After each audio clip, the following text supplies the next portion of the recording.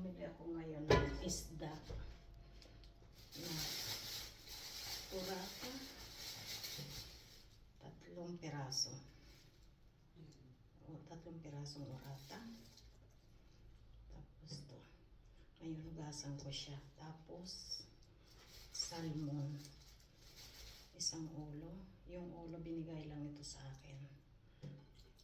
Kung saan ako bumili nitong 3 pustas na salmon. Yan. Gusto ko sabawan itong salmon. Ayan. Tapos ang urata, hugasan, ilagay ko sa freezer. Tapos bumili ako ng hipon. Ayan, hipon. Mahigit 1 kilo. Ayan. May lalaki po siya. Hugasan ko din. Tapos iluluto ko na siya. Ayan. Ang isda, hugasan ko muna siya. Dami. 3 orata. 3 pustas na salmon kag sinasang ulo.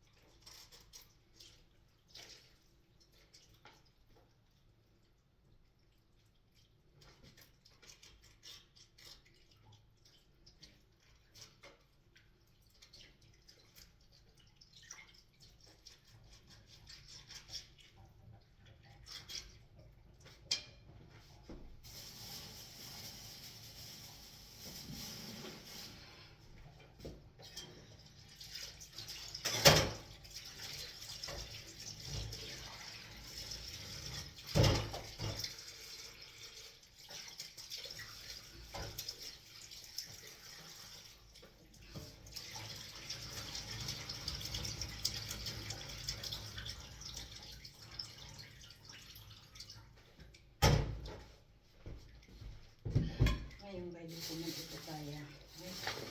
Tapos ito yung kaya.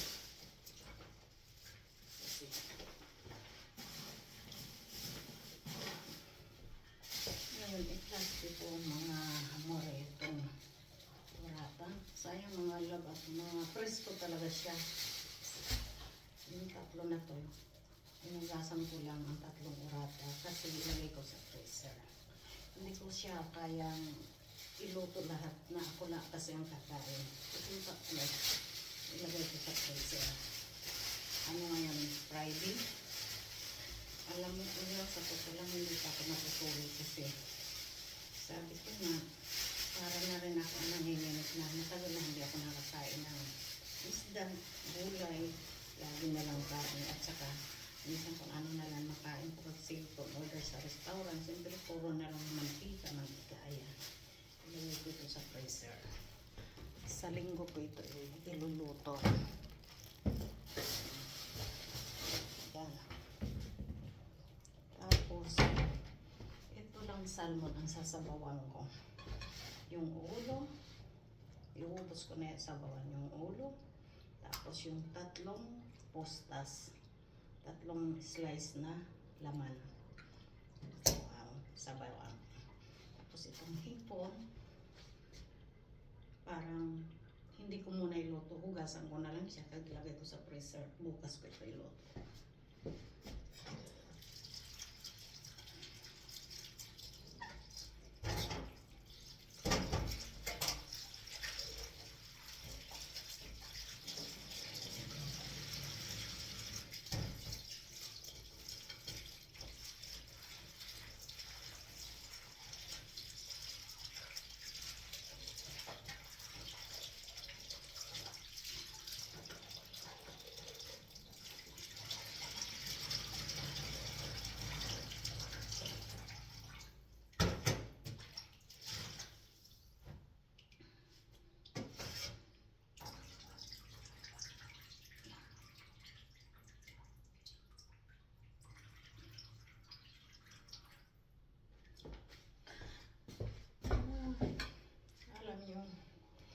dami kasi nito. Parang gusto ko iluto ang kalahati ng kamara. Yung parang ano lang ba, pero masarap din sana ito. Isabawan, di ba? Pero bukas na lang. Ang isda muna ngayon. Kasi baka masira. Ako lang kasi ang kakain din nito. Kaya kailangan kong mahigit 1 kilo ito. 4, 6,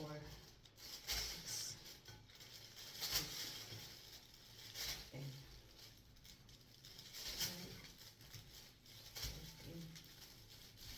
16, 18, 20,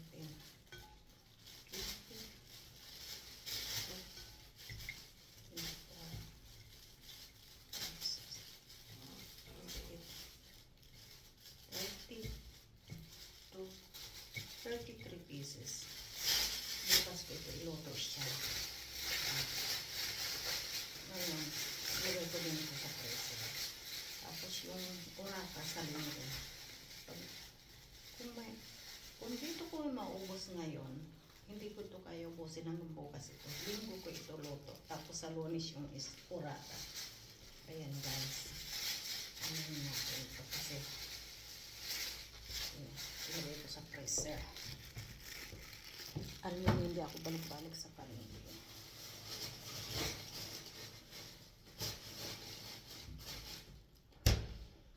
Kasi guys, matagal na hindi ako nakakain ng kanin o ng isda. Kaya nagbibili ako talaga. Punta talaga akong palengke. Kasi ramdam ko para na ako nanginginig na. Kung ano-ano na lang lagi makain. Hindi ako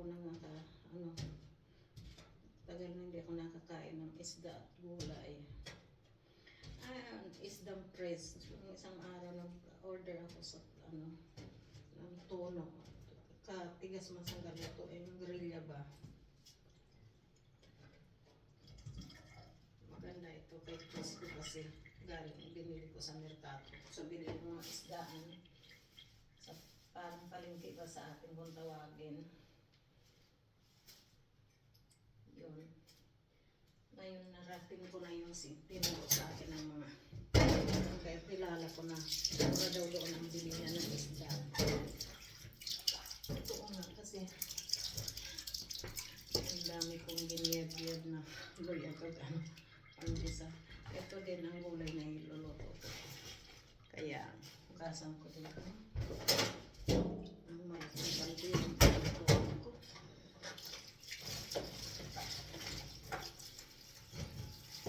Hindi ito. Maliit ito. Yung pinakamalaki yung paglutuan ko. Meron kami yung itin mo.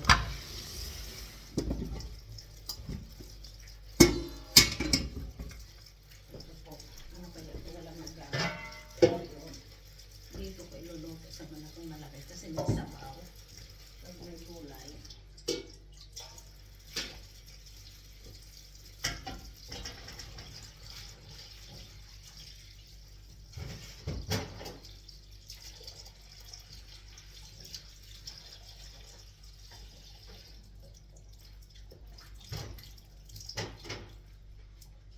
Igisa ko siya muna yung oh yeah. Okay.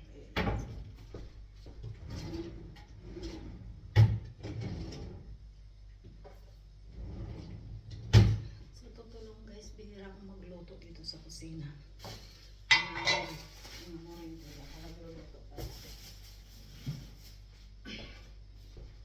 Kasi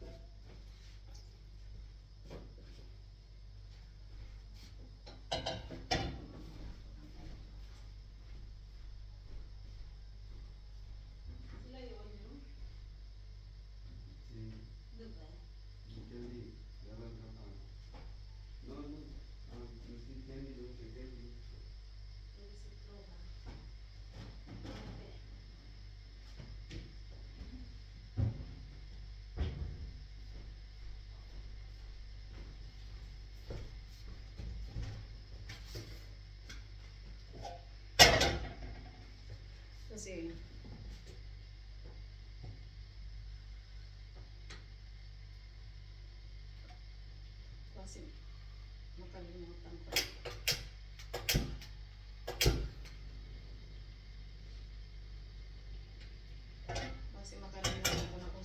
sindihan ko sa tagal na hindi ko niluluto. Balong ulit.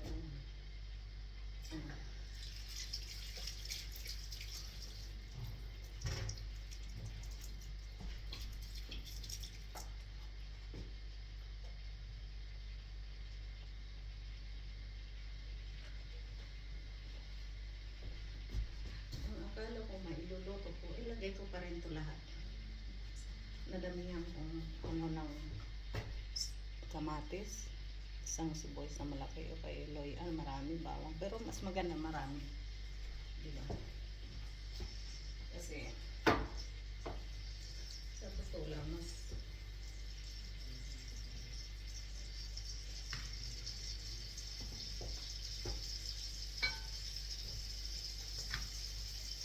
samantala yung habang wala pa dito yung mga kasama namin. Alas 3 darating mga yun.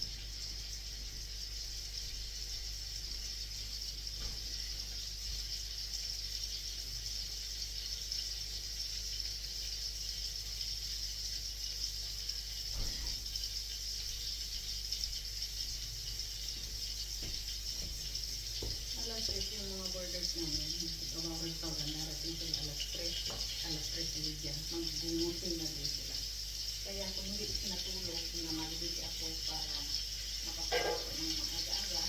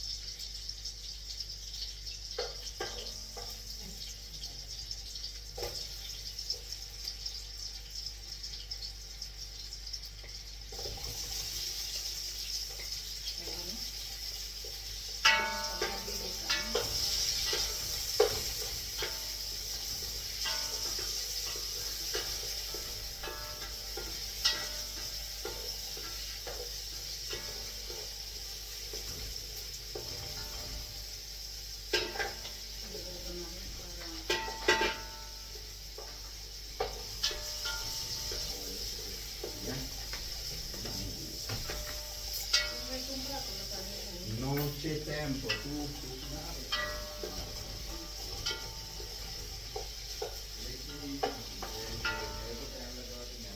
Kabila kang bigas. Eh, wala na palang bigas. Okay.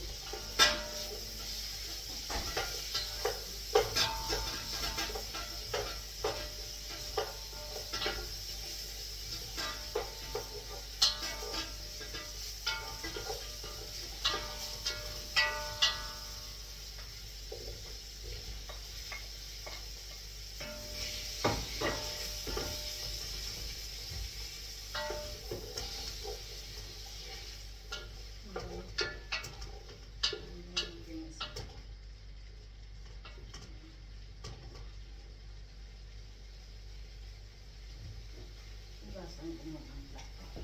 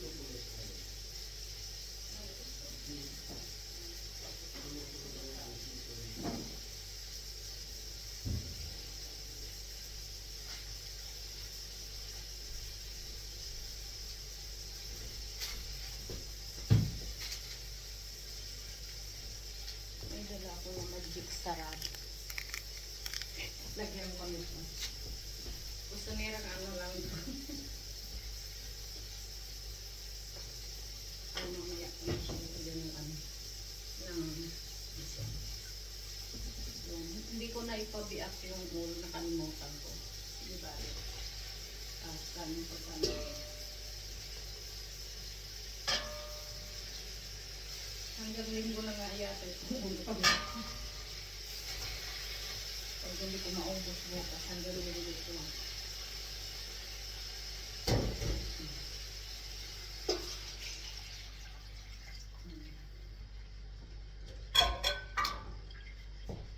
Ngayon, takpang ko muna.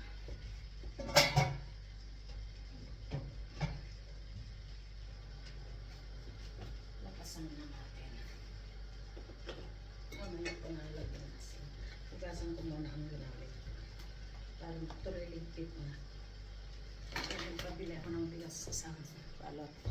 Ito yung sinasayang namin. Malahaba. Maganda ito. Yan.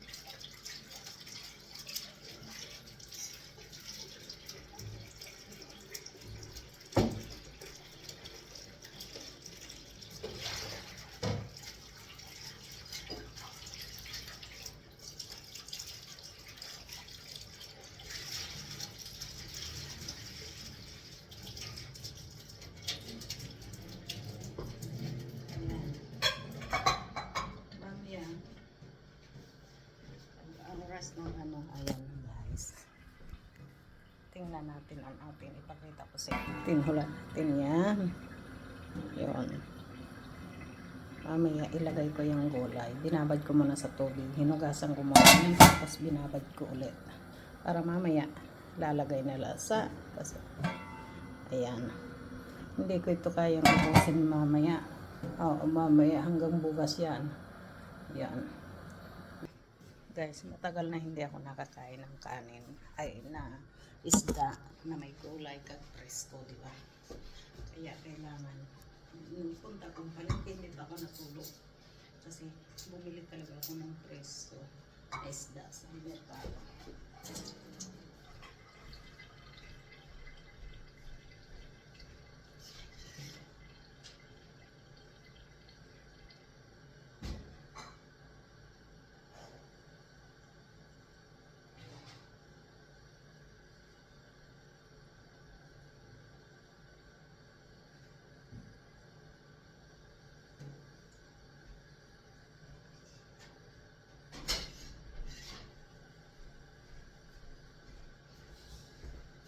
Ako lang yung kakain kita sa mga kasama ko. Hindi ako kumakain ng isda, hindi mahilig. Kaya, ano sila?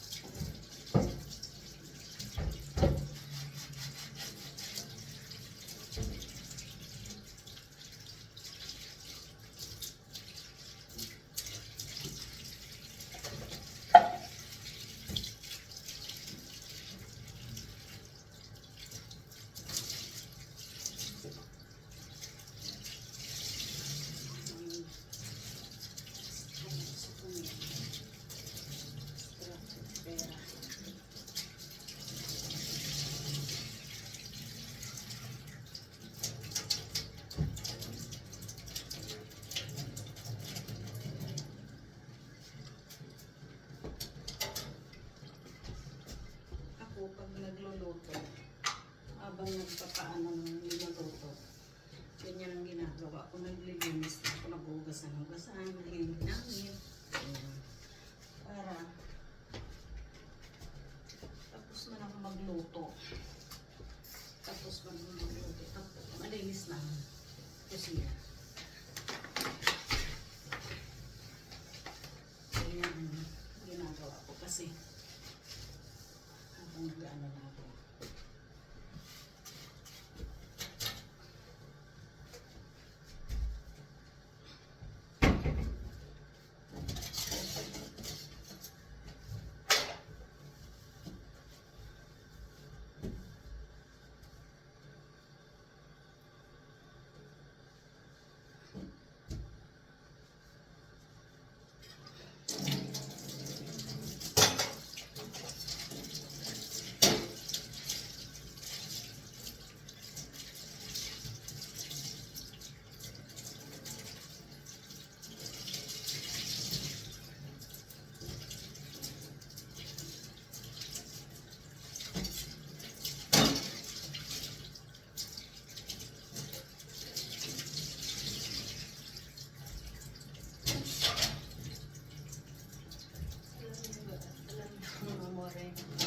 Hindi pa ko alis ng tubig. May pinagay ko na isda.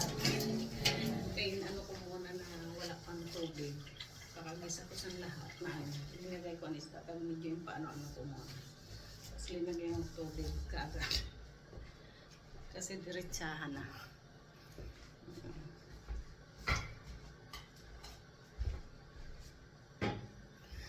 Okay guys. See you soon again.